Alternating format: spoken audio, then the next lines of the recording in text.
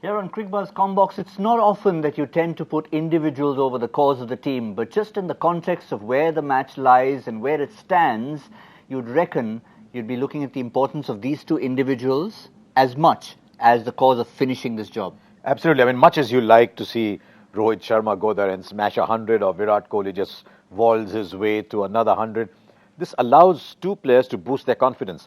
It allows Ambati Rayudu to maybe get a 40-45 not out, maybe get Dinesh Karthik to be 30-35 not out, get time in the middle, do their cause no harm.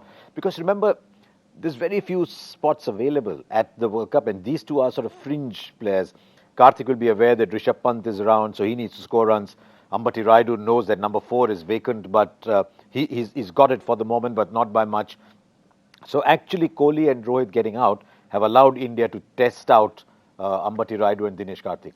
Would that also have been something in terms of the team management thinking of that while they sent Dinesh Karthik out ahead of the normal number 5 Kedar Jadhav? It could well be, because we were just discussing a little while back and saying if a wicket falls through, and we all thought Kedar Jadhav would come in because Karthik has now been slotted into that finisher's role. In fact, the host podcast had even put in Kedar Jadhav's name and saw Karthik walk out and quickly changed it. Oh, okay. It's only you would notice things like that. But I think it's a good move, because I think Karthik has been in and out for so long. He needs to be told, yes, go out there and get runs, because the fact that he's sent at 5 means the message out there is, we're backing you, we believe you've got a chance, go out there and score runs. We're not just letting you just hang around at number 6 while someone else is finishing the game. But what those two did, Rohit and Virat Kohli, if you look down the bowling numbers, Trent Bolt finished, he's got only 2 overs left. Mitch Santner finished. Those are the 2 lead bowlers. They finished 18 overs out of those 2, which means you've now got Doug Bracewell, who's been very expensive.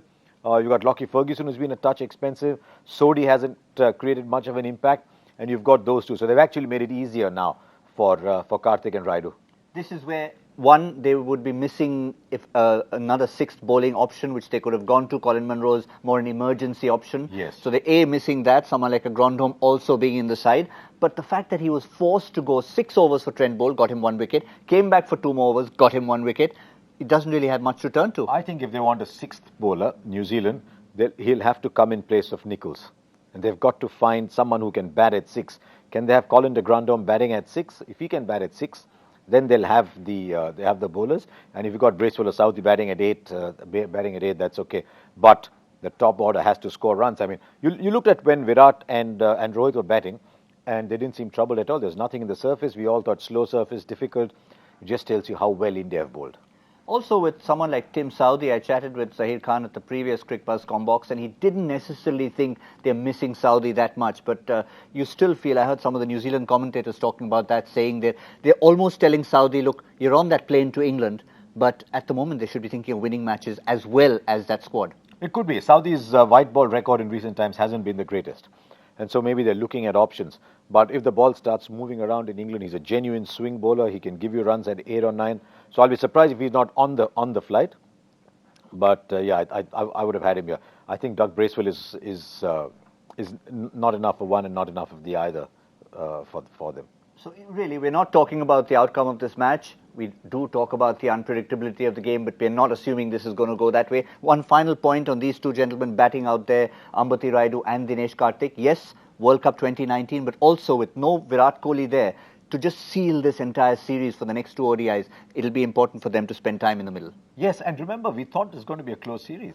And if these two bat to the end, not only will they have done their own cause no harm, but the message will have gone round the cricket world.